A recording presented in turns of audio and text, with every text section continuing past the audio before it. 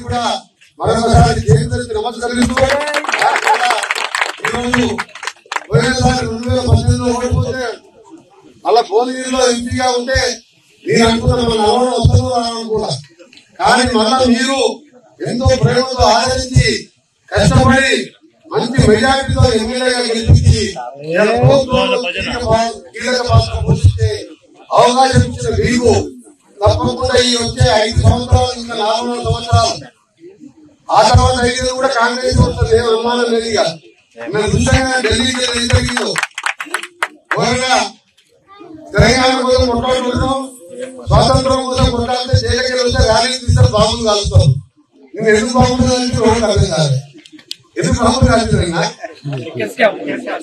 పేరు బాబులు కలుస్తా ఎవరైనా తెలంగాణ కోసం కొట్టాలని జైలుకి పోయాం, స్వాతంత్రం కోసం కొట్టాలి అంటే ఇంకేమైనా కొట్టాలి, ప్రజా సమస్యల కోసం కొట్టాలంటే జైలుకి పోతే పేరు వస్తే బాబులు కలుస్తాం. అలా పరిస్థితి పడుతుంది. మన పరిస్థితి బాగుంటుంది, ఏం లేదు. తప్పకుండా మీ ఆశీర్వాదంతోనే ఇంకా 10 ఏళ్ళు మన ప్రభుత్వం ఉంటుంది. మీ అందరికీ చెప్తున్నా, ఈ 4 ఏళ్ళు రాత్రి మొదలు ఎక్కడ ఉన్నా ఇప్పుడే సోదరులు చెప్పారు, ఒక వారం రోజులు మీ ఏ గూడలో కూడా మంచినీళ్ళ కానీ బోరు నీళ్ళ సమస్య కానీ లేకుంటే అసలైన తొలి వెలుగు. ఫాలో వాట్సాప్ @తొలి వెలుగు official.